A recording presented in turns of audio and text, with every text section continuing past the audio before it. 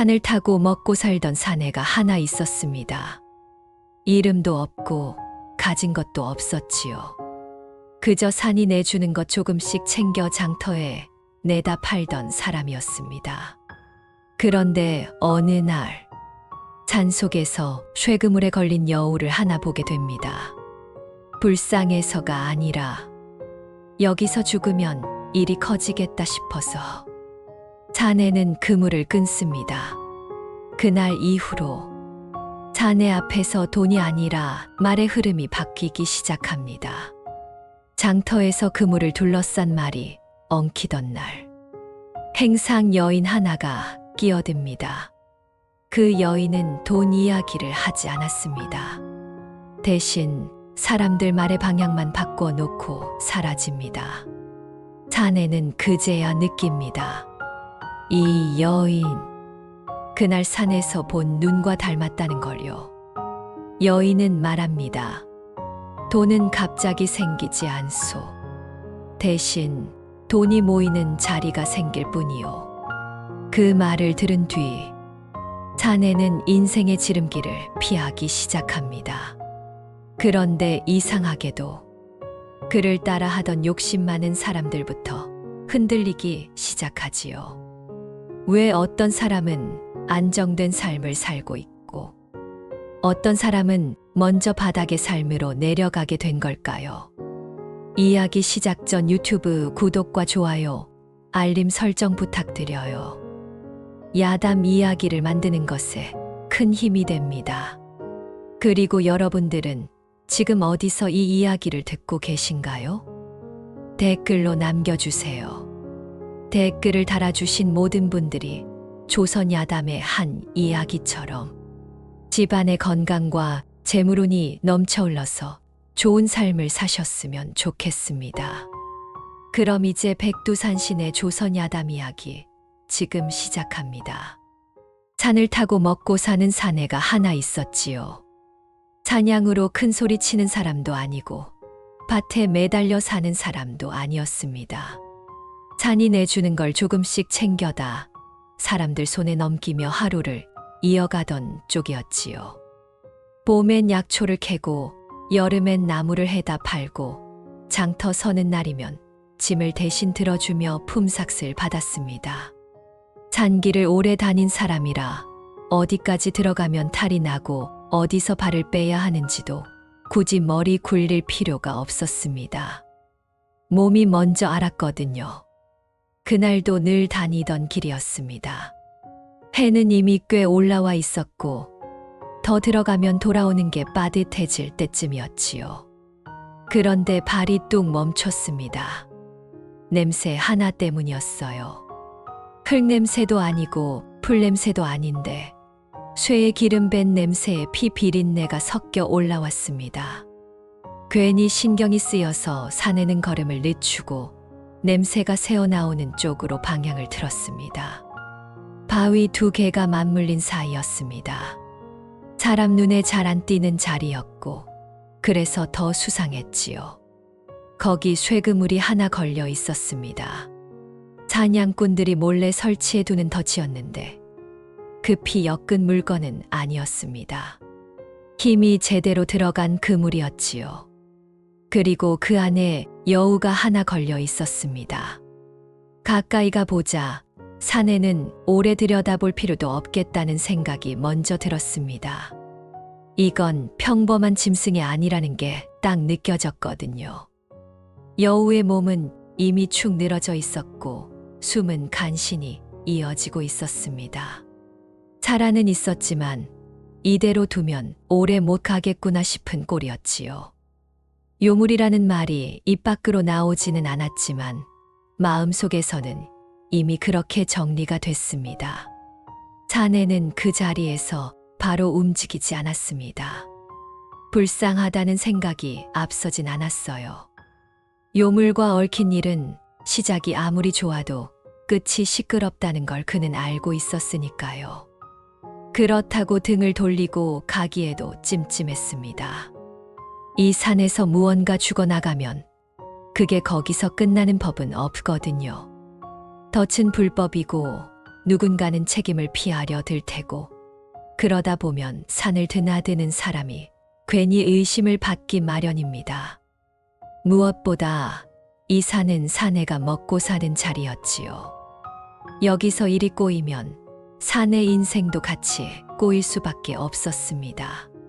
사내가 따진 건 마음이 아니라 셈이었습니다. 여기서 요물이 죽으면 일이 커진다. 그 일은 결국 나한테도 닿는다. 생각이 거기까지 가자 더 미룰 이유가 없었습니다. 산에서 배운 게 하나 있다면 결정은 그 자리에서 끝내야 한다는 것이었으니까요. 사내는 칼을 꺼냈습니다. 쇠그물은 생각보다 단단했고 칼날이 튕기며 손목에 묵직한 울림이 전해졌습니다. 그는 여우를 보지 않았습니다. 그물만 보고 칼을 움직였습니다. 몇 번이나 힘을 다시 주고 각도를 바꾼 끝에 쇠줄 하나가 풀렸고 멈추지 않고 남은 부분도 차례로 끊어냈지요. 그물에 힘이 빠지자 여우는 더 이상 매달려 있지 않게 됐습니다. 숨이 완전히 끊어지지 않았다는 것만 확인하고 사내는 거기서 손을 뗐습니다. 이걸 선행이라고 생각한 건 아니었습니다. 요물을 살렸다는 말로 스스로를 꾸밀 마음도 없었지요. 그저 이 산에서 죽음 하나를 남기지 않았다는 계산이 끝났을 뿐입니다. 그 선택이 어떤 뒤탈로 돌아올지는 아직 몰랐지만 모른 척 지나치는 것보다는 낫다고 본 겁니다. 사내는 그렇게 생각을 접고 잠시 그 자리에 서 있었습니다. 이 사내는 착해서 그물을 끄는 게 아니었습니다. 죽음을 남기면 반드시 뒤탈이 따른다는 걸 이미 알고 있던 사람이었지요. 그물에서 풀려난 여우는 예상과 달리 바로 몸을 돌리지 않았습니다. 살았다는 걸 확인하자마자 숲으로 튀어오를 거라 생각했지만 여우는 그러지 않았지요. 몸을 일으키지도 않은 채 그 자리에 그대로 머물며 사내를 올려다봤습니다. 눈은 아직 흐렸지만 초점이 없는 눈은 아니었습니다. 사내의 손과 얼굴 그리고 발끝까지 천천히 훑듯 바라보고 있었지요. 마치 지금 이 순간을 놓치지 않겠다는 듯한 눈길이었습니다. 사내는 그 시선을 피하지도 받아주지도 않았습니다. 그저 그 자리에 서서 기다렸지요. 이런 상황에서 말을 붙이는 건 쓸데없는 짓이라는 걸 그는 알고 있었습니다. 요물은 말을 걸어서 풀릴 존재가 아니고 먼저 다가서서 해결될 일도 아니니까요. 여우 역시 아무 소리 내지 않았습니다. 숨소리만 가늘게 오르내릴 뿐 산은 여전히 조용했습니다. 그 정적이 길어질수록 사내 쪽이 먼저 마음이 불편해졌습니다. 얼마나 그렇게 시간이 흘렀는지는 알 수 없습니다. 산에서는 해의 위치도 그림자의 길이도 그때그때 달라지니까요. 여우는 한참을 그렇게 있다가 마침내 몸을 움직였습니다. 급하지 않았고 허둥대지도 않았습니다. 다친 몸을 이끌고 천천히 일어나더니 사내 쪽으로는 한 발짝도 다가오지 않은 채 방향을 틀었습니다. 그리고는 나무 사이로 스며들듯 걸음을 옮겼습니다. 발소리도 거의 없었고 풀을 헤치는 소리마저 크지 않았지요. 여우는 그렇게 숲 안으로 사라졌습니다. 여우가 완전히 보이지 않게 된 뒤에도 사내는 바로 자리를 뜨지 않았습니다. 괜히 따라가 보지도 않았고 부르지도 않았습니다. 대신 발밑을 내려다봤지요. 끊어진 쇠그물이 그대로 남아 있었습니다. 그물은 흙에 반쯤 묻혀 있었고 끊어진 부분이 드러난 채 엉겨 있었습니다. 이걸 그대로 두고 가면 언젠가 다른 짐승이 다시 걸릴 수도 있고 누군가 발견의 일을 키울 수도 있었습니다. 사내는 잠시 고민하다가 그물을 집어들었습니다. 손에 쥐는 순간 무게가 확 느껴졌습니다. 그냥 쇠 몇 가닥이 아니라 책임이 달라붙은 물건이라는 생각이 먼저 들었지요. 덫을 놓은 사람은 따로 있었지만 지금 이걸 들고 있는 건 자신이었습니다. 사내는 그물을 정리해 어깨에 걸쳤습니다. 그때 머릿속에 스친 생각이 하나 있었습니다. 이게 문제될 수도 있겠구나 하는 생각이었지요. 지금 당장은 아니어도 언젠가는 이 그물이 말을 할지도 모른다는 느낌이 들었습니다.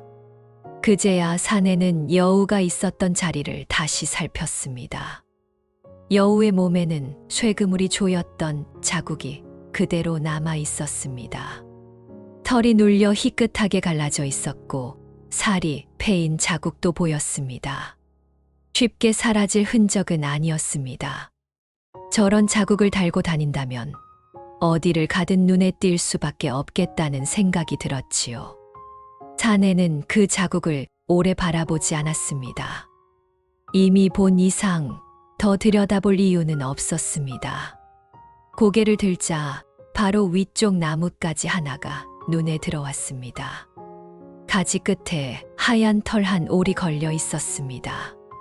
바람이 불 때마다 살짝 흔들리며 떨어질 듯 말 듯 버티고 있었지요. 여우의 것이 분명했습니다. 사내는 잠시 그걸 바라보다가 손을 뻗지 않았습니다. 털 한 올쯤 떼어내는 건 어려운 일도 아니었고 굳이 문제될 것도 없어 보였습니다. 하지만 그는 그대로 두었습니다. 이미 할 만큼 했다는 생각이었지요. 여기서 더 손을 대면 끊어진 인연을 다시 잡아당기는 꼴이 될 수도 있었습니다. 사내는 그런 쪽을 믿는 사람이었습니다. 필요 없는 짓은 꼭 나중에 값을 치르게 된다는 것, 그리고 흔적을 없앤다고 일이 끝나는 건 아니라는 것도요. 오히려 남겨진 흔적이 어디까지 일이 번질지를 가르는 기준이 되기도 했습니다. 사내는 하얀 털을 그대로 둔 채 쇠그물을 짊어지고 산길을 내려오기 시작했습니다. 발걸음은 전보다 느려졌습니다. 무게 때문만은 아니었습니다. 여우는 사라졌고 산은 다시 평소처럼 보였지만 사내의 머릿속에서는 이 일이 여기서 끝나지 않겠다는 생각이 점점 또렷해지고 있었습니다. 산에서 벌어진 일은 산에만 남지 않는다는 걸 그는 알고 있었거든요. 여우는 떠났지만 흔적은 분명히 남아 있었고 그 흔적은 이미 사내의 손과 눈에 닿아 있었습니다. 인연은 거기서 끊어진 것처럼 보였지요. 하지만 산에서는 끝난 인연보다 남은 흔적이 더 오래 말을 합니다. 그리고 문제라는 건 늘 그 흔적에서부터 시작되곤 하지요. 사내가 산에서 내려왔을 때 마을 분위기가 평소와는 조금 달랐습니다. 장터로 들어가는 길목부터 사람들이 모여 서서 낮은 목소리로 이야기를 나누고 있었지요. 누구 하나 크게 떠들지는 않았지만 말이 오가는 방향이 묘하게 한쪽으로 쏠려 있었습니다. 사내는 짐을 내려놓기도 전에 그 이유를 알 수 있었습니다. 그물 이야기였습니다. 산에 놓인 덫을 단속한다는 소문이 이미 마을에 퍼져 있었던 겁니다. 불법 사냥을 조사한다는 말이 먼저 나왔고 그 다음에는 누가 덫을 놓았느냐는 이야기로 번졌습니다. 그물에 걸린 짐승이 죽었다느니 요상한 걸 봤다느니 하는 말도 덧붙여졌지요. 말은 사람을 거치면서 점점 살이 붙는 법이라 사실과 소문은 이미 섞일 대로 섞여 있었습니다. 사내는 그 이야기를 굳이 끼어들어 듣지 않았습니다. 다만 사람들이 그물이라는 말에 유난히 민감하게 반응하고 있다는 것만은 분명히 느꼈습니다. 사내는 집으로 돌아와 짐을 풀었습니다. 그리고 잠시 후 산에서 가져온 쇠그물을 꺼내 놓았습니다. 그물은 여전히 무거웠고 엉킨 모양도 그대로였습니다. 이걸 숨기자면 못 숨길 것도 없었습니다. 땅에 묻어버리거나 나무 사이 깊숙이 던져버리면 그만이었지요. 아니면 밤을 골라 조용히 처리할 수도 있었습니다. 산에는 그런 방법을 모르는 사람이 아니었습니다. 오히려 산을 오래 탄 사람이라면 그런 요령 하나쯤은 다들 알고 있지요. 그런데 산에는 그물을 다시 싸지 않았습니다. 손을 대지도 않았고 급히 치우려 하지도 않았습니다. 그물은 그대로 집 안 한쪽에 놓아두었습니다. 누가 보면 바로 알 수 있을 만큼 숨기지 않은 자리였지요. 산에는 그 앞에 잠시 서서 생각했습니다. 지금 이걸 숨긴다고 해서 이 일이 사라질까? 혹시라도 나중에 다른 쪽에서 이 그물 이야기가 다시 나오면 그때는 더 복잡해지지 않을까? 그런 생각들이 머릿속을 스쳤습니다. 마을에서는 소문이 점점 구체적으로 변해가고 있었습니다.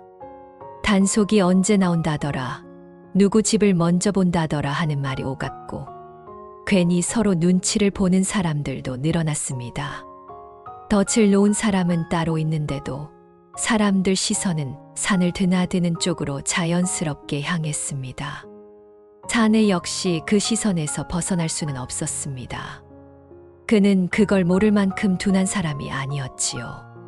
그래도 산에는 그물을 치우지 않았습니다. 누군가 물으면 얼버무리지도 않았고 먼저 변명하지도 않았습니다.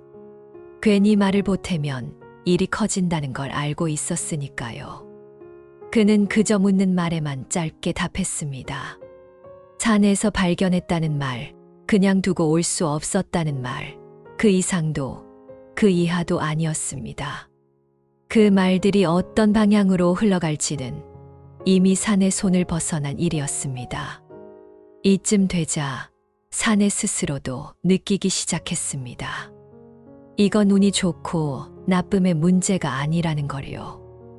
우연히 그물을 만났고 우연히 산에서 내려왔지만 지금 벌어지는 일들은 더 이상 우연처럼 움직이지 않고 있었습니다.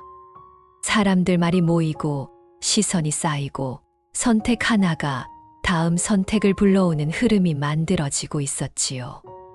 산에는 그 흐름의 한가운데에 서 있었습니다. 밤이 되자 산에는 다시 한번 그물을 바라봤습니다. 처음 산에서 봤을 때와는 느낌이 달랐습니다. 그땐 단순히 문제를 피하기 위한 선택이었지만 지금은 그 선택이 어떤 판 위에 올라가 있는지 조금씩 보이기 시작했지요. 숨길 수 있었지만 숨기지 않았고 피할 수 있었지만 피하지 않았습니다. 그 결과가 어디로 이어질지는 아직 알 수 없었습니다. 다만 이미 물러날 수 있는 시점은 지났다는 것만은 분명했습니다. 산에는 그날 밤 평소보다 잠을 설쳤습니다. 밖에서 나는 작은 소리에도 괜히 귀가 가더군요. 산에서 시작된 일이 마을까지 내려왔고 이제는 사람들 입에 오르내리고 있었습니다. 이쯤 되면 더는 모른 척한다고 해서 끝날 수 있는 일이 아니었습니다. 산에는 그 사실을 담담하게 받아들였습니다. 이미 한 번 선택을 했고 그 선택을 다시 거둘 생각은 없었으니까요. 그물은 그날 밤에도 집 안에 그대로 있었습니다. 산에는 치울 생각도 숨길 생각도 하지 않았지요. 피할 수 있었지만 피하지 않았습니다. 그 선택 하나가 이후의 모든 일을 갈라놓게 됩니다. 산의 상태도 그날을 기점으로 달라졌지요. 아무 일 아닌 듯 지나치던 사람에서 선택을 한 사람으로, 그리고 그 선택이 위험이 될 수 있다는 걸 아는 사람으로 말입니다. 장터는 늘 사람 소리가 먼저 차오르는 곳이었지요. 물건이 오가기 전부터 말이 오가고 말이 먼저 판을 만들고 나서야 돈이 움직였습니다. 그날도 그랬습니다. 해가 중천을 조금 넘기자 장터는 금세 사람으로 가득 찼고 산에는 짐을 내려놓고 숨을 고를 틈도 없이 시선 몇 개를 동시에 받기 시작했습니다. 산에서 내려온 사람 특유의 기색이 있었고 어깨에 맨 물건이 문제였습니다. 쇠그물은 아무리 덮어도 형태가 드러나는 물건이었으니까요. 사내는 애써 태연한 얼굴로 자리를 잡았지만 주변에서 흘러나오는 말들이 귀에 걸렸습니다. 더 단속 이야기가 여기저기서 오르내리고 있었고 누가 산에서 그물을 봤다느니 조사 나온 사람들이 장터도 들를 거라느니 하는 소문이 이미 몇 번이나 형태를 바꿔 떠돌고 있었습니다. 사내는 먼저 말을 꺼내지 않았습니다. 이런 자리에서는 말이 먼저 나오면 그 말이 사람을 잡아끄는 법이었거든요. 그러나 그물을 보고 그냥 지나칠 사람도 아니었습니다. 장터 한켠에서 누군가가 힐끗 보더니 말을 붙였고 그 말은 곧 다른 사람의 입으로 옮겨갔습니다. 그거 산에서 쓰는 물건 아니오? 라는 질문이었는데 묻는 척했지만 이미 답을 정해둔 눈빛이었지요. 사내는 짧게 답했습니다. 산에서 주웠다는 말, 그냥 두고 오기엔 걸리는 물건이었다는 말. 그 이상은 덧붙이지 않았습니다. 문제는 말이 거기서 멈추지 않았다는 겁니다. 누군가는 괜히 웃으며 말을 보탰고 또 다른 이는 소리를 낮추며 단속 이야기를 꺼냈습니다. 말들이 엉키면서 사내는 어느새 장터 한가운데 서 있는 꼴이 됐습니다. 그물 하나가 사람들 입속에서 점점 다른 의미를 달고 굴러다니고 있었지요. 사내는 그 흐름을 느끼면서도 끼어들지 않았습니다. 잘못 끼어들면 판이 엉뚱한 쪽으로 기울 수 있다는 걸 알고 있었으니까요. 그때였습니다. 사내 쪽으로 다가오는 발걸음 하나가 눈에 들어왔습니다. 행상 여인이었습니다. 장터에서 흔히 볼 수 있는 차림이었고 짐도 많지 않았습니다. 그렇다고 눈에 띄게 화려하지도 않았고 그렇다고 너무 초라하지도 않았습니다. 딱 사람들 사이를 무리 없이 오가는 모양새였지요. 여인은 사내 쪽을 힐끗 보더니 그물 쪽으로는 아예 시선을 두지 않고 먼저 말을 꺼냈습니다. 말은 길지 않았습니다.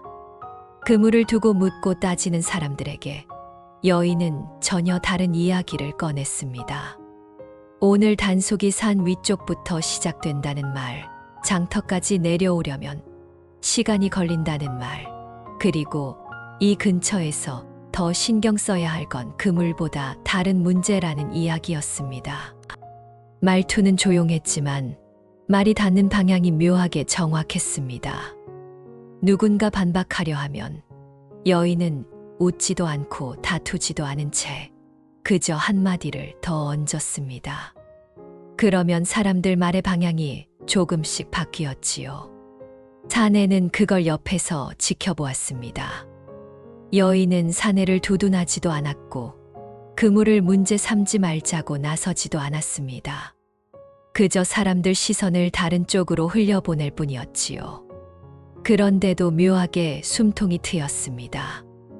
아까까지 사내 쪽으로 모이던 말들이 어느새 다른 이야기로 갈라지고 있었습니다. 누군가는 단속 시기를 두고 따졌고 누군가는 다른 장터 이야기를 꺼냈습니다. 그물은 여전히 거기 있었지만 더 이상 중심에 놓이지 않았습니다. 그 순간 사내의 마음 속에서 생각 하나가 또렷해졌습니다. 이 여인은 돈 이야기를 하지 않았다는 점이었습니다. 도움을 주겠다는 말도 없었고 대신 뭘 바란다는 기색도 없었습니다. 오히려 아무 일도 아니라는 듯 말을 조금 바꿔놓고는 발걸음을 돌릴 준비를 하고 있었습니다. 그 태도가 사내의 발을 붙잡았습니다. 도움을 주려는 사람들은 대개 도움을 줬다는 흔적을 남기기 마련이었거든요. 여인이 돌아서려는 순간 사내는 그 얼굴을 다시 한번 보았습니다. 장터 사람들 틈에 섞여 있는데도 이상하게 눈에 남았습니다. 설명하기 어려운 감각이었지요. 그날 산에서 느꼈던 기분과 비슷한 결이었습니다. 딱 집어 말할 수는 없지만 그냥 넘기기엔 마음이 걸리는 느낌. 사내는 그제야 속으로 생각했습니다. 이 여인, 그날 그 여우다. 확신이라기보다는 직감에 가까웠습니다. 증거도 없었고 따져 물을 생각도 없었습니다. 다만 사람으로 서 있는 모습과 장터에서 말을 흘리는 방식이 산에서 보았던 그 눈빛과 묘하게 겹쳐 보였을 뿐입니다. 여인은 사내의 시선을 느꼈는지 잠깐 고개를 돌려 마주쳤다가 아무 일 없다는 듯 다시 발을 옮겼습니다. 그 짧은 순간 사내는 괜히 더 말을 붙이지 않았습니다. 이런 인연은 확인하려 들수록 멀어진다는 걸 그는 알고 있었습니다. 여인은 장터 사람들 사이로 자연스럽게 섞여 사라졌습니다. 뒤를 돌아보지도 않았고 사내 쪽을 다시 찾지도 않았습니다. 하지만 장터의 분위기는 분명히 달라져 있었습니다. 조금 전까지 사내를 조이던 말들이 흩어졌고 그물은 더 이상 입에 오르내리지 않았습니다. 사내는 그제야 숨을 고를 수 있었습니다. 그는 그 자리에 서서 여인이 사라진 방향을 잠시 바라보다가 아무 말 없이 짐을 다시 챙겼습니다. 돈을 받은 것도 아니고 약속을 한 것도 아니었지만 사내는 느낄 수 있었습니다. 방금 벌어진 일은 도움이라기보다는 길이 한 번 열렸다가 닫힌 느낌에 가까웠다는 걸요. 그리고 그 길은 아무나 대신 열어줄 수 있는 게 아니라는 것도 말입니다. 여인은 돈 이야기를 하지 않았습니다. 다만 사람들의 시선과 말이 흐르는 방향을 살짝 바꿔놓았을 뿐이지요. 그날 이후로 사내는 여인을 다시 찾지 않았습니다. 일부러 찾지 않은 것도 아니고 그렇다고 안 보려고 피해 다닌 것도 아니었지요.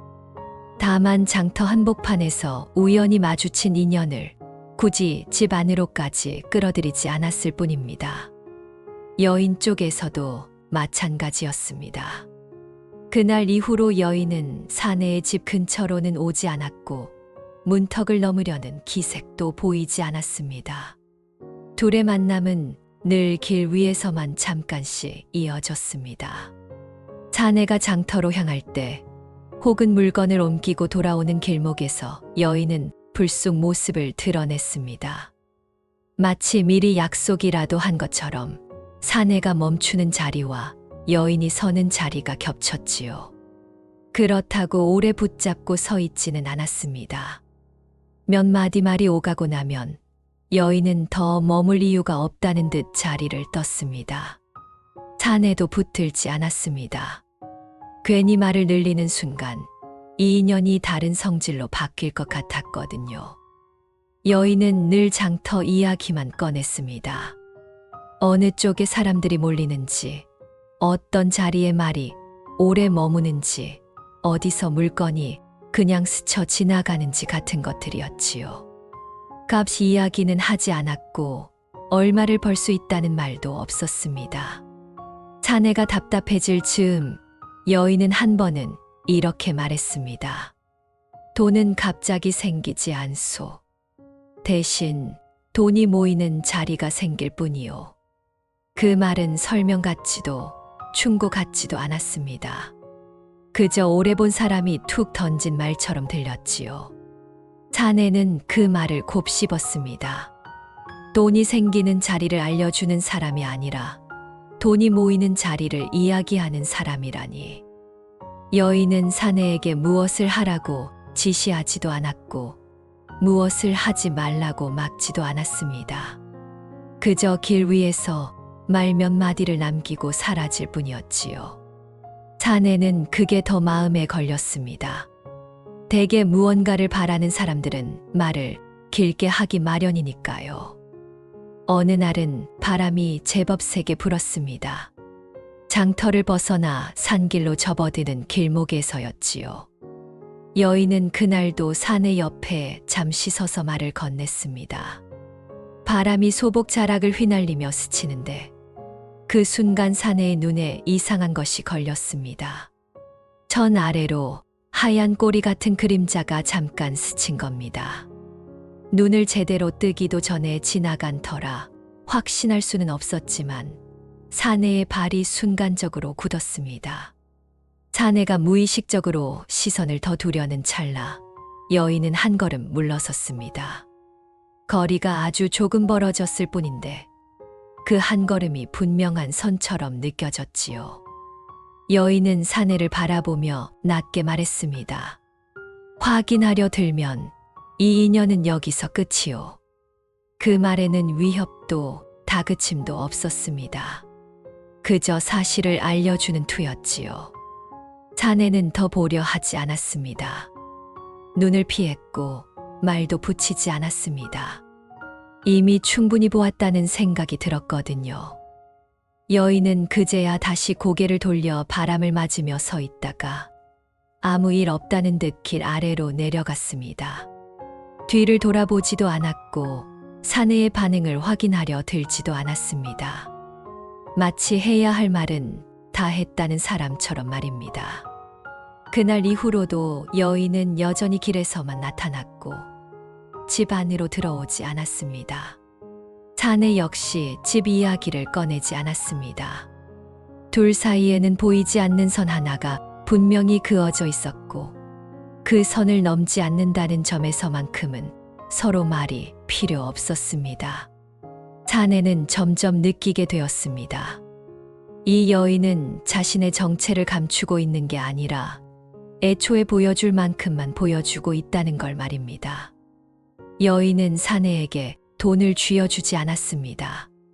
대신 어디에 서야 말이 모이고 어디에 서면 말이 흩어지는지를 보여주었을 뿐이지요. 그리고 그 자리를 확인하려 들지 말라는 선도 함께 남겼습니다. 사내는 그 선을 넘지 않았습니다. 넘지 않는 것이 이 인연을 오래 붙잡는 길이라는 걸 알았으니까요. 구미호는 모습을 숨긴 게 아니었습니다. 사람과 요물이 마주 설 수 있는 자리를 정해 두었을 뿐이지요. 여인이 다시 말을 꺼낸 건 사내가 먼저 묻지 않겠다고 마음먹은 뒤였습니다. 길에서 몇 번 더 스쳐 지나고 몇 마디 말이 오간 뒤였지요. 여인은 늘 그렇듯 오래 머물지 않았고 사내도 더 캐묻지 않았습니다. 그러다 어느 날 장터가 한산해지는 시간대에 여인은 사내를 불러 세웠습니다. 사람들은 아직 남아 있었지만 말이 오가던 기세는 한풀 꺾인 때였지요. 여인은 그날따라 말을 돌리지 않았습니다. 장터 이야기로 시작하지도 않았고 다른 자리 이야기를 꺼내지도 않았습니다. 대신 사내를 똑바로 보며 준비해 둔 말처럼 짧게 입을 열었습니다. 나는 구미호요. 말은 그게 전부였습니다. 덧붙이는 설명도 변명도 없었지요. 사내는 놀라지 않았습니다. 이미 마음속에서는 몇 번이나 지나간 생각이었으니까요. 다만 여인이 먼저 그 말을 꺼냈다는 점이 달랐을 뿐입니다. 여인은 사내가 아무 말도 하지 않는 걸 보고 이어서 말했습니다. 은혜는 갚겠소. 다만 그 뒤에 무슨 일이 벌어지느냐는 전부 당신 선택이요. 여인은 거래를 제안하지 않았고 조건을 나열하지도 않았습니다. 도와주겠다는 말도 아니었고 책임을 지겠다는 말도 아니었습니다. 사내는 그 말이 오히려 더 무겁게 느껴졌습니다. 도움을 주겠다는 말보다 선택을 맡기겠다는 말이 훨씬 큰 짐이라는 걸 그는 알고 있었거든요. 여인은 말을 마치고 사내의 옆으로 걸음을 옮겼습니다. 그리고 장터 한가운데도 장터 끝자락도 아닌 곳을 가리켰습니다. 사람들이 잠깐 스쳐 지나가다 말고 물건이 오래 머물지 않는 자리였습니다. 값이 붙지도 흥정이 길어지지도 않는 곳. 장터에 오래 있었지만 누구 하나 눈여겨보지 않던 자리였지요. 여인은 그 자리를 가리키며 아무 설명도 덧붙이지 않았습니다. 사내는 그 자리를 바라봤습니다. 특별할 것 없는 자리였습니다. 장터에서 가장 좋은 곳도 아니고 그렇다고 완전히 죽은 자리도 아니었습니다. 다만 사람과 물건, 돈이 스치기는 하는데 붙잡히지 않고 흘러가는 자리였습니다. 사내는 그제야 여인의 말을 이해하기 시작했습니다. 여인은 돈을 주려는 게 아니라 흐름이 지나가는 길목을 보여주고 있다는 걸 말입니다. 사내는 그 자리에서 바로 결정을 내리지 않았습니다. 여인은 기다려주지도 재촉하지도 않았습니다. 그저 그 자리에 서 있다가 더 말할 게 없다는 듯 한 발 물러섰습니다. 그 태도가 사내를 더 깊이 생각하게 만들었습니다. 이건 운 좋게 얻는 기회가 아니라 스스로 감당해야 할 선택이라는 걸 분명히 보여주고 있었으니까요. 여인은 마지막으로 사내를 한 번 더 보았습니다. 눈길은 짧았지만 선은 분명했습니다. 여기까지는 개입하되 그 다음은 사내 몫이라는 선이었지요. 그리고는 아무 일도 없었다는 듯 장터 사람들 사이로 섞여 사라졌습니다. 뒤를 돌아보지도 않았고 다시 설명하려 들지도 않았습니다. 사내에게 남겨진 건 가리켜진 자리 하나와 선택하라는 말뿐이었습니다. 사내는 그 자리를 다시 한번 바라봤습니다. 사람들은 여전히 오갔고 물건도 흘러갔습니다. 다만 전과는 다르게 보였습니다. 그냥 지나치던 흐름이 아니라 붙잡으면 이어질 수 있는 길처럼 보이기 시작했지요. 사내는 그제야 알았습니다. 여인은 돈을 쥐어준 게 아니라 돈이 모일 수 있는 자리만 열어두고 떠났다는 걸요. 인연은 여기서 개입으로 바뀌었고 개입은 기회로 바뀔 준비를 마쳤습니다. 이제 남은 건 사내가 그 자리에 설지 말지의 선택뿐이었지요. 사내가 장터 그 자리에 처음 섰을 때 사람들은 별다른 관심을 두지 않았습니다.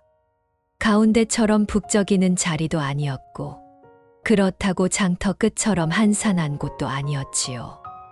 물건과 사람이 잠깐 스치고 지나갈 뿐 오래 머무는 일은 드문 자리였습니다. 예전 같으면 그냥 지나쳤을 자리였지만 사내는 그날부터 그곳을 비워두지 않았습니다. 장터가 서는 날이면 늘 그 자리에 섰고 해가 기울 무렵까지 자리를 지켰습니다. 사내가 처음 손에 쥔 건 약초였습니다. 산에서 캐온 것들이었지만 아무렇게나 내놓지는 않았습니다. 상태를 먼저 살폈고 상한 것은 아예 들고 나오지 않았습니다. 값도 욕심내지 않았습니다. 싸지도 비싸지도 않은 값이었지요. 사람들은 흥정을 붙였고 사내는 그때마다 같은 말을 했습니다. 더 깎지는 않겠다는 말, 대신 다음에도 같은 값으로 주겠다는 말이었지요. 말은 짧았지만 태도는 분명했습니다. 며칠 지나지 않아 약초만으로는 자리가 채워지지 않는다는 걸 사내는 알았습니다. 그래서 장작을 함께 놓기 시작했습니다. 이것도 산에서 해온 것이었지만 마른 것과 덜 마른 것을 섞지 않았습니다. 무게도 속이지 않았고 묶음도 일정하게 맞췄습니다. 장작을 사간 사람들은 돌아와 다시 찾았습니다. 이유는 간단했습니다. 집에 가져가 보니 손해본 기분이 들지 않았기 때문입니다. 사내는 점점 장터 사람들 눈에 익기 시작했습니다. 크게 소문이 난 건 아니었지만 그 자리에 가면 헛걸음은 하지 않는다는 말이 돌기 시작했지요. 그러자 자연스럽게 다른 일도 붙었습니다. 물건을 대신 옮겨달라는 부탁이 들어왔고 산에서 내려온 물건을 중간에서 맡아달라는 말도 나왔습니다. 사내는 그걸 거절하지 않았습니다. 다만 조건은 분명히 했습니다. 맡은 만큼만 받고 넘긴 만큼만 책임진다는 것이었지요. 중개를 할 때도 마찬가지였습니다. 사내는 양쪽 말을 섞지 않았습니다. 한쪽에서 들은 이야기를 다른 쪽에 흘리지 않았고 값도 미리 정해둔 선을 넘기지 않았습니다. 그러다 보니 거래가 느리게 붙었습니다. 한 번에 큰 돈이 들어오지는 않았지만 약속이 깨지는 일도 없었습니다. 돈이 들어왔다가 나가는 흐름이 일정해졌고 사내는 그걸 가장 중요하게 여겼습니다. 사내가 고른 일들은 하나같이 눈에 띄지 않는 것들이었습니다. 대신 꾸준히 손이 가는 일들이었지요. 약초를 다루고 장작을 나르고 물건을 중간에서 연결하는 일. 어느 것 하나 유행으로 벌 수 있는 일은 없었지만 대신 도망갈 구석도 없었습니다. 사내는 그 점이 마음에 들었습니다. 돈이 빨리 들어오는 일보다 돈이 빠져나가지 않는 일이 먼저였거든요. 장터 사람들 중에는 고개를 갸웃하는 이들도 있었습니다. 저렇게 해서 언제 돈을 모으겠느냐는 말이 나왔고 더 크게 벌 수 있는 길을 왜 안 가느냐는 이야기도 들렸습니다. 사내는 그런 말에 대꾸하지 않았습니다. 그는 이미 알고 있었습니다. 크게 벌려다 한 번에 무너지는 판을 산에서 수도 없이 봐왔으니까요. 자신이 서 있는 자리는 무너지지 않는 게 먼저라는 것도 말입니다. 시간이 지나자 사내의 장사는 눈에 띄게 커지지는 않았지만 자리를 단단히 잡았습니다. 하루하루 쌓이는 돈은 많지 않았어도 빈손으로 돌아가는 날은 줄어들었습니다. 장터가 서지 않는 날에도 사내는 할 일이 있었습니다. 맡겨둔 물건을 옮기고 약속한 곳에 장작을 내려주고 다음 장터를 준비했지요. 돈은 그렇게 천천히 그러나 끊기지 않고 이어졌습니다. 사내는 처음부터 큰 돈을 벌 생각을 하지 않았습니다. 그보다 먼저 돈이 도망가지 않는 일을 골랐을 뿐입니다. 사내의 자리가 눈에 띄기 시작한 건 돈이 모였기 때문이 아니라 사람이 모였기 때문이었습니다. 장터에 오래 서 있던 사람들은 먼저 알아챘지요. 그 자리에 서면 헛걸음이 없다는 것, 값이 뒤집히지 않는다는 것, 약속이 다음 장터까지 이어진다는 것 말입니다. 그렇게 몇 번의 장터가 지나자 사내의 앞을 그냥 지나치지 않는 얼굴들이 늘어났습니다. 처음에는 묻는 말들이었습니다. 어디서 그런 물건을 구하느냐, 어째서 값이 늘 같으냐, 왜 흥정을 안 하느냐 같은 것들이었지요. 사내는 길게 설명하지 않았습니다. 묻는 만큼만 답했고 괜히 앞서 말하지도 않았습니다. 그러다 보니 말을 듣고 돌아가는 사람보다 지켜보다가 판단하는 사람이 늘어났습니다. 장사는 그때부터 조금씩 성질이 달라지기 시작했습니다. 사내를 바라보는 시선도 나뉘었습니다. 괜히 미더운 눈으로 보는 사람도 있었고 반대로 못마땅해하는 얼굴도 늘어났지요. 제가 뭘 안다고 돈을 벌어오라는 말이 여기저기서 흘러나왔고 방법만 알면 우리도 할 수 있지 않나 하는 소리도 뒤따랐습니다.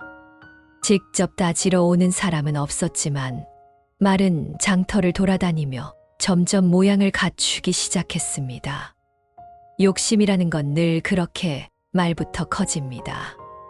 그 무렵부터 사내에게 다른 부탁들이 들어오기 시작했습니다.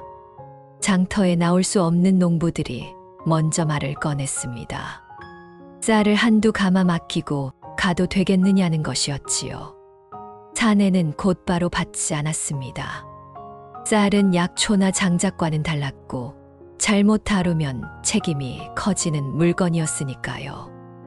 그는 보관할 수 있는 양과 기간을 먼저 따졌고 가능한 범위만 정해 받았습니다.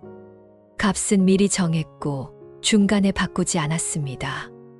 쌀이 문제없이 돌아가자 박하진 이들이 배추를 맡기기 시작했습니다. 장터에 나와 하루 이틀 팔고 돌아가기 어려운 사람들이었지요. 사내는 배추를 쌓아두지 않았습니다. 오래 둘수록 값이 떨어진다는 걸 알고 있었으니까요. 들어온 대로 내보냈고 팔리지 않으면 다음 장터로 넘기지 않았습니다. 그 덕에 배추는 썩지 않았고 맡긴 사람들도 손해를 보지 않았습니다. 과수 농가가 과일을 통째로 넘기겠다고 했을 때는 장터 사람들이 술렁였습니다. 그건 규모가 다른 일이었거든요. 사내는 그 제안을 바로 받지 않았습니다. 한 번에 많은 양이 들어오면 감당이 안 될 수도 있다는 걸 알았기 때문입니다. 그는 운반 경로를 따졌고 팔릴 수 있는 기간을 계산했습니다. 그리고 가능하다고 판단된 양만 받았습니다. 넘친 욕심을 잘라낸 셈이었지요. 이런 일들이 겹치자 사내의 자리는 단순한 판매 자리가 아니게 되었습니다. 사람들은 물건을 들고 와 맡겼고 사내는 그 물건들이 제때 나가도록 손을 썼습니다. 그는 직접 농사를 짓지 않았고 밭에 나가지도 않았습니다. 대신 물건이 썩지 않도록 시간을 관리했고 자리를 관리했습니다. 돈이 묶이지 않게, 말이 엉키지 않게, 약속이 끊기지 않게 말입니다. 장터에서는 점점 다른 말이 돌기 시작했습니다. 저 자리에 물건을 맡기면 마음이 놓인다는 말, 크게 남지는 않아도 손해는 안 본다는 말이었지요. 그 말들이 쌓이자 사내에게 붙으려는 사람들도 늘어났습니다. 방법을 묻는 사람, 자리를 함께 쓰자고 하는 사람, 더 크게 벌어보자고 부추기는 사람들도 나타났습니다. 사내는 그 말들을 다 듣되 다 받아들이지는 않았습니다. 사내는 알고 있었습니다. 지금 자리에 붙은 것은 운이 아니라 흐름이라는 걸요. 그리고 흐름은 욕심이 앞서면 가장 먼저 무너진다는 것도요. 그는 물건을 늘리기보다 책임질 수 있는 범위를 지켰습니다. 그 덕에 돈은 빠르게 불어나지 않았지만 한 번 들어온 물건이 문제를 일으키는 일도 없었습니다. 이 사람은 농사를 지은 게 아니었습니다. 썩지 않게 해주었을 뿐이지요. 사내의 자리가 완전히 굳어졌을 무렵 다른 제안들이 들어오기 시작했습니다. 혼자 감당하기엔 일이 많아 보였고 주변에서도 그걸 알고 있었습니다. 같이 하자는 말이 먼저 나왔고 자리를 넓히자는 이야기가 그 다음이었습니다. 물건을 더 많이 받아주면 어떻겠느냐, 장터가 아닌 다른 곳에도 자리를 만들면 어떻겠느냐는 말들이 자연스럽게 이어졌지요. 그 말들은 모두 나쁘지 않아 보였고 듣는 사람 입장에서는 귀가 솔깃할 만했습니다. 사내는 그 제안들을 바로 흘려듣지 않았습니다. 하나하나를 따져 들었고 머릿속으로 계산도 해보았습니다. 지금보다 2배로 물건을 받으면 어떻게 될지, 사람이 하나 더 붙으면 일이 얼마나 늘어날지, 문제가 생겼을 때 감당할 수 있을지까지요. 생각해보면 당장 손에 들어올 돈은 분명히 늘어날 수 있었습니다. 장터 사람들도 그걸 알고 있었고 그래서 더 적극적으로 말을 붙였지요. 하지만 사내는 결국 고개를 저었습니다. 한 번만, 딱 한 번 분명하게 거절했습니다. 이유를 길게 설명하지도 않았고 다른 때를 기약하지도 않았습니다. 지금 방식이 낫다는 말, 이 이상은 자신이 감당할 수 없다는 말, 그 2가지만 남겼습니다. 사람들 중에는 이해하는 이도 있었고 고개를 갸웃하는 이도 있었습니다. 이런 기회를 왜 마다하느냐는 말도 나왔지만 사내는 그 말에 대꾸하지 않았습니다. 사내가 거절한 건 돈이 아니었습니다. 함께 커질 수 있다는 말도 아니었지요. 그가 피한 건 판이 커지면서 생길 틈이었습니다. 물건이 늘어나면 약속이 느슨해지고 사람이 늘어나면 책임이 갈라집니다. 사내는 이미 그런 판을 본 적이 있었습니다. 처음엔 다들 웃고 시작했지만 문제가 생기자 서로 책임을 미루던 모습까지요. 그는 그 꼴을 다시 보고 싶지 않았습니다. 그래서 사내는 방식을 바꾸지 않았습니다. 맡을 수 있는 물건만 받았고 직접 눈으로 확인할 수 있는 범위만 유지했습니다. 쌀이든 배추든 과일이든 손이 닿는 거리 안에서만 움직였습니다. 장부도 늘 같은 자리에 두었고 약속도 그 자리에서만 맺었습니다. 조금 불편해 보일지 몰라도 그게 가장 안전하다는 걸 그는 알고 있었습니다. 장사는 그 덕에 빠르게 커지지 않았습니다.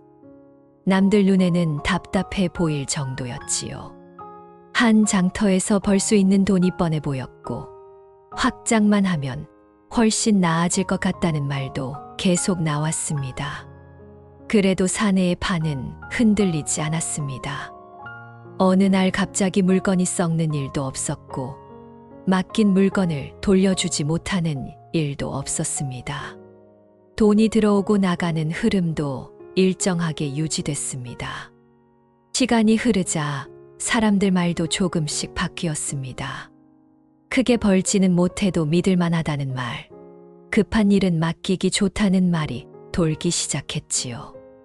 사내의 자리는 더 이상 시험대가 아니었습니다. 안정된 자리로 인식되기 시작했습니다. 그 자리를 지키는 사람이 바뀌지 않는다는 것도 사람들에게는 중요한 신호였습니다. 사내는 스스로도 느끼고 있었습니다. 이제는 기회만 쫓는 단계가 아니라는 거요. 이미 손에 쥔 것들을 잃지 않는 게 더 중요해진 시점이라는 걸 말입니다. 그는 장터가 끝난 뒤에도 자리를 한 번 더 둘러보고 장부를 다시 확인했습니다. 늘 하던 일이었지만 그날따라 그 행동이 더 분명한 의미로 다가왔습니다.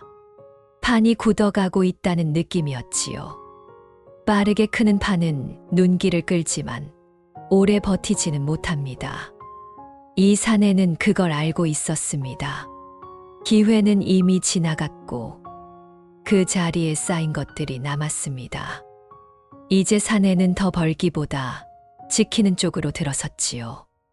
사내의 장사가 자리를 굳히자 장터에서 말을 다루는 사람들이 먼저 반응했습니다. 물건을 보는 눈보다 사람을 보는 눈이 빠른 쪽이었지요. 값이 오르내리는 것보다 판이 어디서 움직이는지를 먼저 살피는 사람들이었습니다. 그들은 사내가 얼마나 벌었는지에는 큰 관심이 없었습니다. 대신 왜 흔들리지 않는지에 눈길을 줬습니다. 장터에서는 늘 누군가 잘 되는 사람이 나오기 마련이지만 그 자리가 오래 유지되는 경우는 드뭅니다. 보통은 한철 반짝하다가 욕심이 앞서 무너지거나 뒤탈이 붙어 사라지기 마련이지요. 그런데 사내는 달랐습니다. 판이 커지지 않았는데도 자리는 단단했습니다. 누군가는 그걸 이상하게 여겼고 누군가는 거기서 냄새를 맡았습니다. 상인들 사이에서 먼저 말이 돌기 시작했습니다. 저 인간은 혼자 저렇게 될 리가 없다는 말이었지요. 누군가 뒤를 봐주고 있다는 소리, 보이지 않는 손이 있다는 말이 자연스럽게 붙었습니다. 그 말은 곧 권세가들 귀에도 들어갔습니다. 장터에 직접 나서지는 않아도 돈과 물건이 어디로 흐르는지는 늘 살피는 사람들이었으니까요. 그때부터 사내를 보는 시선이 달라졌습니다. 거래를 하면서도 사람들은 물건보다 사내의 뒤쪽을 훑어봤습니다. 마치 거기서 뭔가 튀어나오기라도 할 것처럼 말이지요. 사내는 그 변화를 느꼈지만 반응하지 않았습니다. 이런 경우 먼저 움찔하는 쪽이 판에서 밀려난다는 걸 그는 알고 있었습니다. 소문은 늘 가장 보기 좋은 모양으로 자라납니다. 누군가가 한마디 던지면 그 다음 사람은 살을 붙이고 또 그 다음 사람은 방향을 틀지요. 그 여인 말이야 소복 사이로 꼬리가 보였다는 말도 있더군. 정작 그걸 봤다는 사람은 아무도 없었습니다. 전부 어디서 들었다는 말뿐이었지요.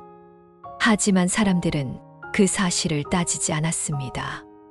중요한 건 진짜냐 아니냐가 아니라 그 이야기가 쓸모 있느냐였으니까요. 그 소문은 장터를 벗어나 다른 판으로 옮겨갔습니다. 술자리에서, 뒤쪽 방에서, 사람 없는 자리에서 더 그럴듯하게 다듬어졌지요. 여인은 사람일 때보다 요물일 때 더 편리한 존재가 됐습니다. 설명하기 어려운 일을 한마디로 묶어주기 때문이었지요. 이해되지 않는 건 전부 그쪽으로 밀어넣으면 생각할 필요가 없어졌습니다. 상인들과 권세가들은 점점 같은 결론에 다다랐습니다. 사내가 잘 되는 이유는 장사를 잘해서가 아니라는 쪽이었지요. 뭔가 알고 있어서가 아니라 뭔가를 붙잡고 있어서라는 쪽이었습니다. 그렇게 생각하는 순간 사내의 자리는 더 이상 노력의 결과가 아니게 됐습니다. 빼앗을 수 있는 지름길로 바뀌었지요. 그들은 사내를 부러워하지 않았습니다. 대신 계산했습니다. 저 인간 뒤에 뭐가 있다면 그걸 알아내면 된다고요. 그리고 그게 사람인지 요물인지는 중요하지 않았습니다. 중요한 건 그걸 손에 넣으면 판을 건너뛸 수 있다는 생각이었지요. 그 순간부터 사내는 더 이상 장터의 한 사람이 아니었습니다. 넘어야 할문이 되었고 열쇠가 달린 상자처럼 보이기 시작했습니다. 사내는 그 소문들을 직접 들은 적은 없었습니다. 하지만 장터 공기가 달라진 걸로 충분히 알 수 있었습니다. 인사하는 눈빛이 바뀌었고 묻는 말의 결이 달라졌습니다. 물건 이야기가 줄어들고 사람 이야기가 늘어났지요. 그건 좋은 징조가 아니었습니다. 장터에서 사람이 사람을 보기 시작하면 돈은 이미 뒤로 밀려난 상태였으니까요. 사람들은 정체를 보려 하지 않았습니다. 정확히 말하면 볼 필요가 없다고 여겼지요. 그들에게 중요한 건 저 인간이 어떻게 여기까지 왔느냐가 아니라 어떻게 하면 그 과정을 건너뛸 수 있느냐였습니다. 그래서 그들은 요물을 찾았고 요물보다 먼저 지름길에 눈이 멀었습니다. 소문이 굳어지자 사람들은 움직이기 시작했습니다. 말로만 떠들던 때는 끝났고 이제는 손을 뻗을 차례였지요. 상인들은 먼저 계산서를 들고 나왔습니다. 정식으로 계약을 하자는 말이었고 장터에서 쓰는 말과 종이를 꺼내 들었습니다. 사내를 건너뛰어 여인에게 바로 닿으려는 시도였지요. 그들은 은근한 웃음으로 말을 붙였고 서로에게 이익이 될 수 있다는 이야기를 늘어놓았습니다. 하지만 여인은 그 자리에 오래 서 있지 않았습니다. 종이를 들여다보지도 않았고 조건을 묻지도 않았습니다. 계약이라는 말이 나오자 여인은 고개를 조금 기울였을 뿐이었지요. 그 반응 하나로 그 자리는 더 이어질 수 없다는 게 분명해졌습니다. 여인은 계약을 거절한 게 아니라 계약이라는 판 자체에 올라서지 않았습니다. 그 다음에는 말의 결이 달라졌습니다. 웃음이 줄어들었고 목소리가 낮아졌지요. 권세가들이 움직이기 시작하면서 강요에 가까운 말들이 흘러나왔습니다.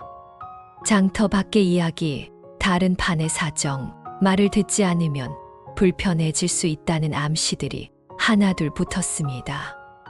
겉으로는 정중했지만 속은 충분히 드러나 있었습니다. 여인은 그 말들을 끝까지 듣지 않았습니다. 중간에 끊지도 않았고 반박하지도 않았습니다. 다만 아무 대답도 하지 않았을 뿐입니다. 회유는 그 다음이었습니다. 강하게 밀어붙여도 안 되자 이번에는 부드럽게 돌아갔지요. 함께하면 더 큰 판을 열 수 있다는 말, 사내에게도 나쁠 게 없다는 말, 굳이 위험한 자리에 머물 이유가 없다는 이야기들이 이어졌습니다. 여인은 그 말들 앞에서 잠시 멈췄습니다. 그리고는 아주 짧게 말했습니다. 들을 말은 다 들었다는 식이었지요. 그 말은 허락도 거절도 아니었습니다. 다만 그 선을 넘지 않겠다는 표시였습니다. 중요한 건 여인이 아무것도 하지 않았다는 점이었습니다. 화를 내지도 않았고 위협하지도 않았습니다.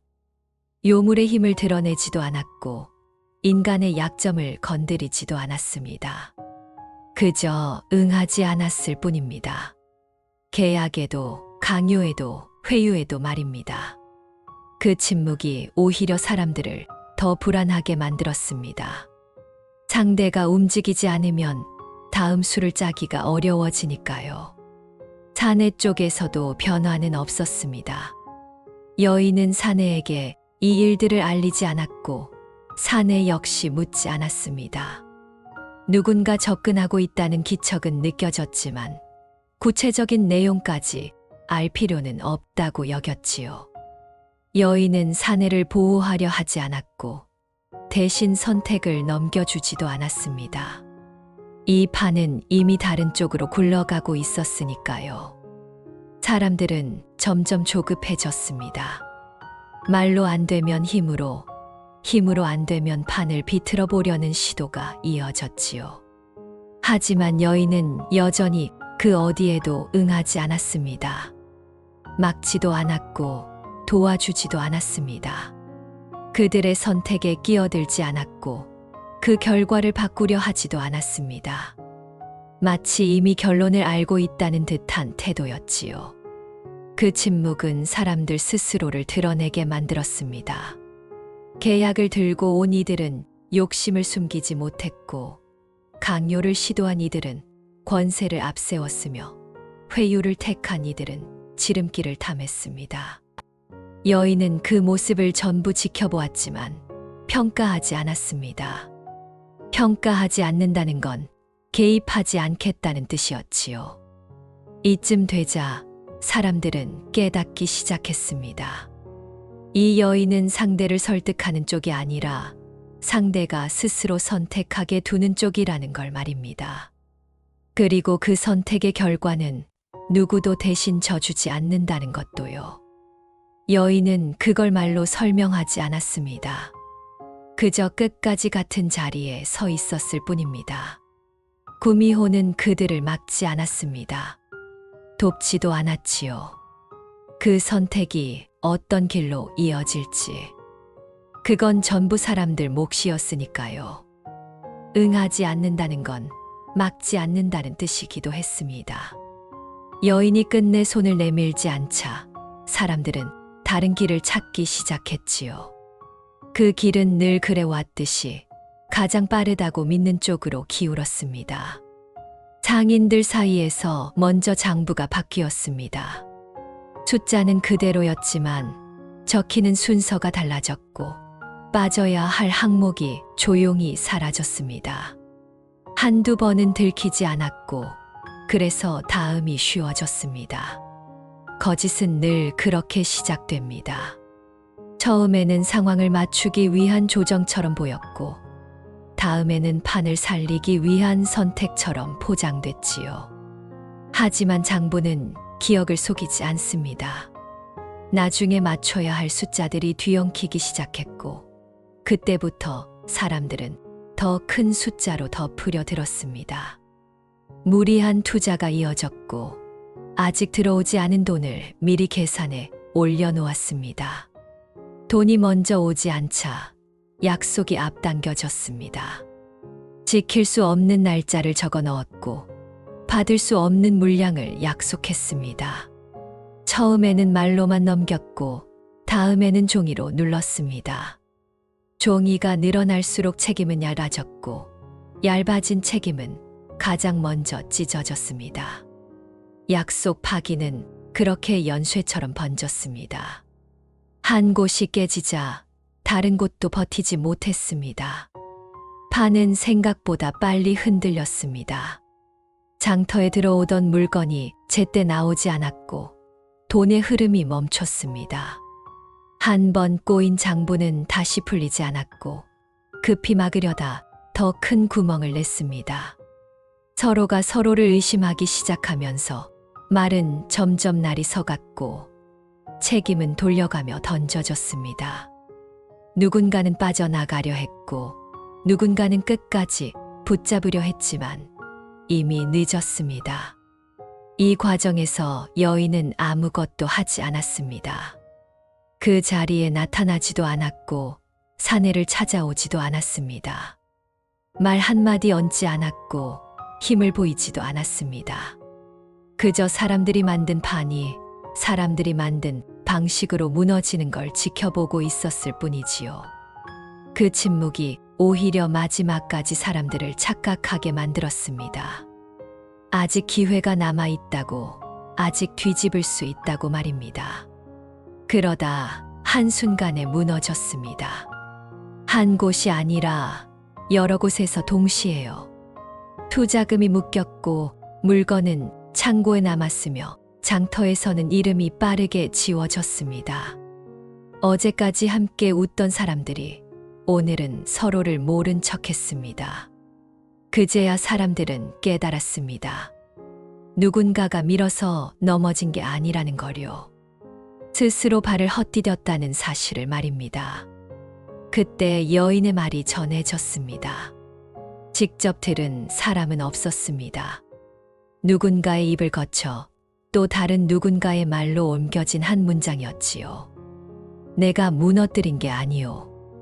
그대들이 먼저 넘어졌을 뿐. 그 말은 변명처럼 들리지도 위협처럼 들리지도 않았습니다. 오히려 너무 담담해서 부정할 여지가 없었습니다. 욕심은 시도를 낳았고 시도는 균열을 만들었으며 그 균열은 스스로를 무너뜨렸습니다. 사람들은 뒤늦게 요물을 찾았지만 그들이 넘어질 때 그 곁에는 아무도 서 있지 않았지요. 무너진 건 사람들만이 아니었습니다.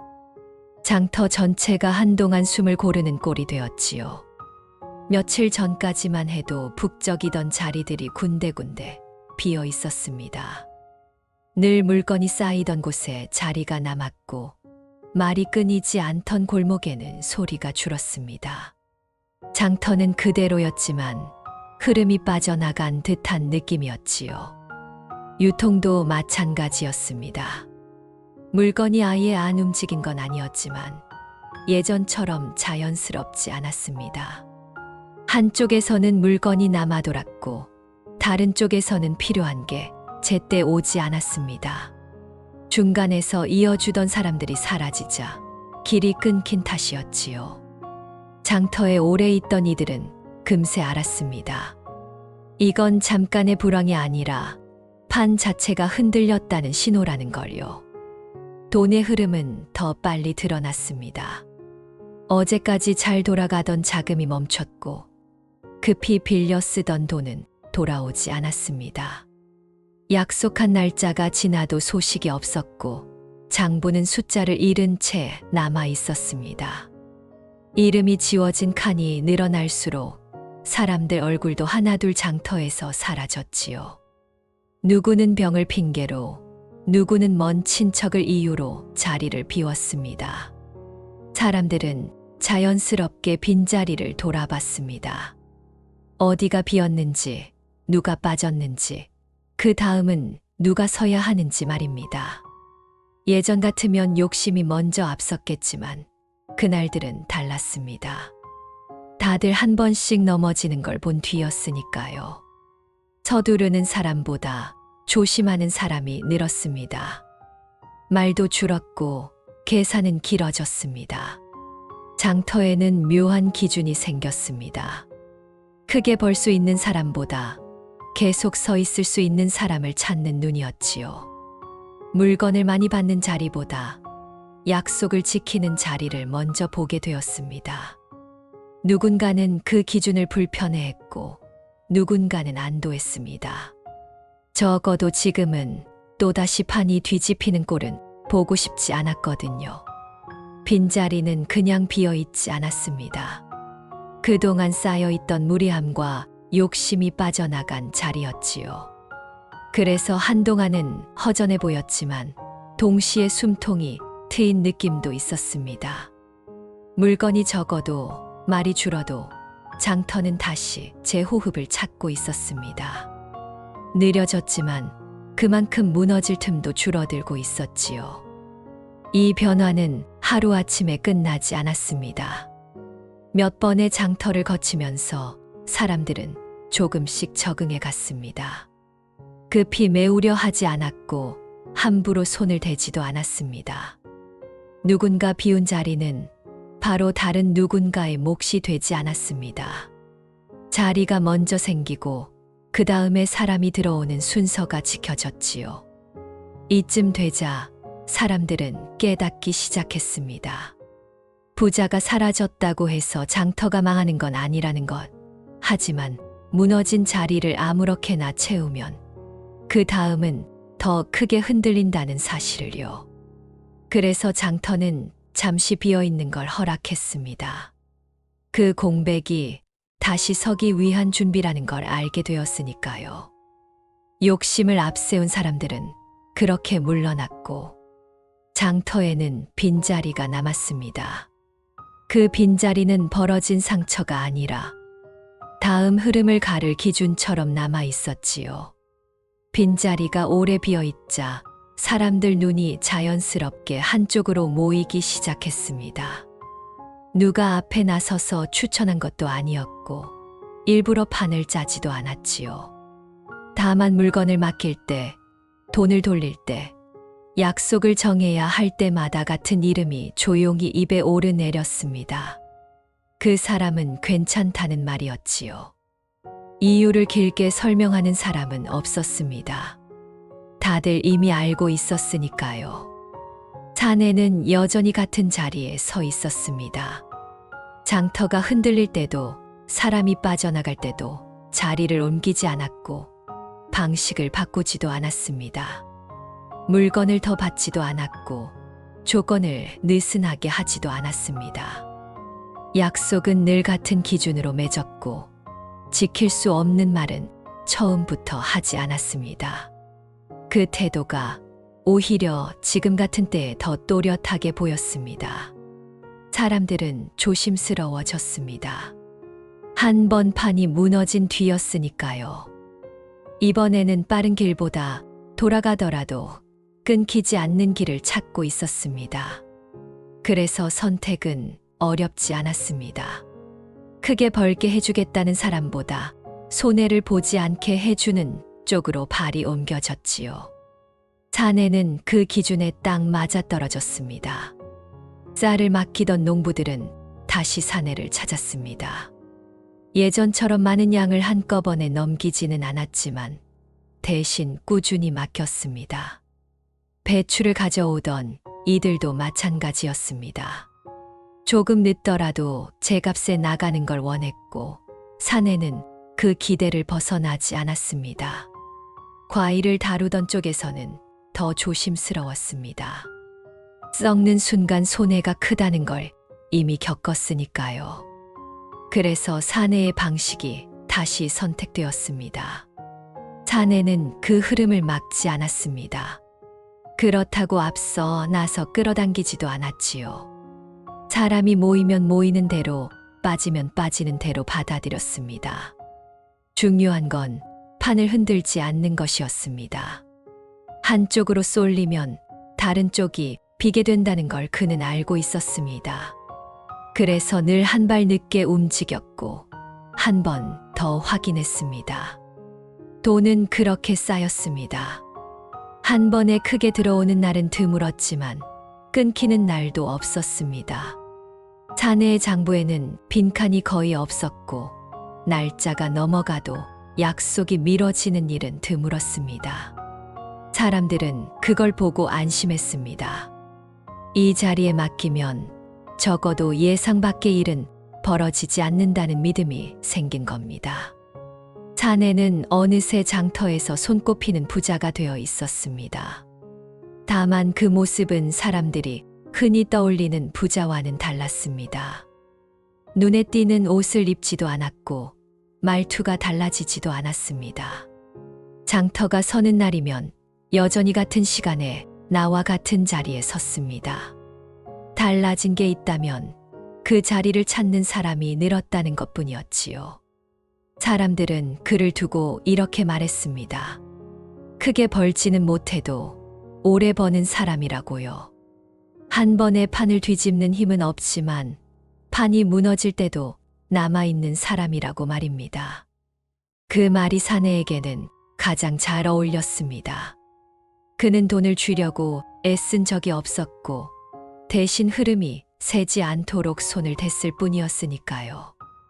이 사람은 돈을 쥔 게 아니었습니다. 흐름을 지켰을 뿐이지요. 장터가 다시 제 숨을 찾은 뒤에도 사내의 하루는 크게 달라지지 않았습니다. 여전히 해가 뜨기 전에 몸을 일으켰고 장터가 서는 날이면 같은 길을 따라 내려왔지요. 사람들은 그를 부자라 불렀지만 사내 스스로는 그런 말을 고지곳대로 받아들이지 않았습니다. 돈이 늘어난 건 사실이었지만 그보다 먼저 변한 건 마음가짐이었으니까요. 더 벌어야겠다는 조바심은 사라졌고 지금 가진 것을 어떻게 지킬지가 더 또렷해졌습니다. 그날은 장터가 일찍 파했습니다. 비가 올 듯 말 듯 하늘이 무거웠고 사람들도 서둘러 자리를 정리했지요. 사내는 남은 물건을 챙겨 지게에 올리고 늘 그렇듯 산길로 접어들었습니다. 발걸음은 급하지 않았습니다. 서두를 이유가 없었고 돌아갈 자리가 분명했으니까요. 산길을 한참 오르던 중이었습니다. 바람에 풀잎이 눕는 소리가 났고 나무 사이로 인기척 하나가 느껴졌습니다. 사내는 멈춰 섰습니다. 뒤를 돌아보지 않아도 누가 서 있는지 알 수 있었습니다. 오래전부터 익숙해진 기척이었지요. 여인은 길 가장자리에서 조용히 서 있었습니다. 장터에서 보던 차림과 다르게 없었지만 그날은 유난히 말수가 적어 보였습니다. 여인은 먼저 말을 꺼냈습니다. 이제 그대는 나 없이도 불을 지킬 수 있소. 그 말은 작별 인사처럼 들렸지만 아쉬움은 담기지 않았습니다. 오히려 확인에 가까운 말이었지요. 사내는 고개를 끄덕였습니다. 길게 묻지 않았고 붙잡지도 않았습니다. 이미 이 인연이 어디까지였는지 알고 있었으니까요. 여인은 더 말을 잇지 않았습니다. 사내를 한 번 바라본 뒤 천천히 등을 돌렸습니다. 그리고 몇 걸음 가지 않아 사람의 모습이 흐려졌습니다. 그 자리에 남은 건 여우 한 마리였습니다. 크지도 작지도 않은 여우가 산길을 따라 조용히 걸어 올라갔습니다. 발소리는 거의 들리지 않았고 숲은 아무 일도 없었다는 듯 잠잠했습니다. 사내는 그 자리에 서서 여우의 등을 오래 바라보지 않았습니다. 보내야 할 때는 보내는 게 맞다는 걸 그는 이미 배워두었으니까요. 여우는 나무 사이로 사라졌고 산길에는 발자국 몇 개만 남았습니다. 풀 위에 또렷하게 찍힌 자국이었지만 오래 버티지는 못했습니다. 잠시 뒤 빗방울이 떨어지기 시작했고 발자국은 하나씩 흐려졌습니다. 결국 산길에는 아무 흔적도 남지 않았지요. 비를 맞으며 사내는 다시 걸음을 옮겼습니다. 마음이 가벼워졌다고 말할 수는 없었지만 무언가를 내려놓았다는 느낌은 분명했습니다. 이제는 길을 묻는 사람도 없고 가리켜주는 손도 없을 겁니다. 대신 사내는 자신이 서야 할 자리를 알고 있었고 그 자리를 지키는 방법도 알고 있었습니다. 집에 도착했을 때 사내는 젖은 옷을 말리며 하루를 정리했습니다. 장부를 펼쳐보지 않아도 무엇이 들어오고 무엇이 나가는지 머릿속에 그려졌습니다. 예전처럼 계산이 불안하지 않았고 내일을 미리 당겼을 필요도 없었습니다. 그게 지금 사내가 가진 부의 모양이었지요. 부는 요행으로 오지 않습니다. 무너지지 않을 선택이 쌓였을 뿐이지요. 사내는 그렇게 자리를 지켰고 구미호는 산으로 돌아갔습니다. 이야기는 끝났지만 그 선택들이 만든 흐름은 여전히 조용히 이어지고 있었습니다. 이 이야기를 들으면서 지금 어디에 서 계신지 잠깐이라도 떠올려 보셨다면 그걸로 충분합니다. 돈이 든 사람, 관계든 요행처럼 보이는 길은 늘 먼저 사라지고 끝까지 남는 건 무너지지 않게 고른 선택뿐이니까요. 오늘 하루도 조금 느려 보여도 계속 서 있을 수 있는 자리를 지키고 계신 분들이라면 이미 잘 가고 계신 겁니다. 이야기가 머무는 동안 당신이 서 있는 자리에도 쓸데없는 욕심 대신 편안한 흐름 하나쯤 남아있기를 바랍니다. 이야기가 좋았다면 조용히 구독 한번, 좋아요 한번 눌러주시면 다음 이야기를 이어가는데 큰 힘이 됩니다. 지금 이 자리에서 듣고 계신 분들 모두 오늘 밤은 조금 가벼운 마음으로 쉬어가시길 바라겠습니다.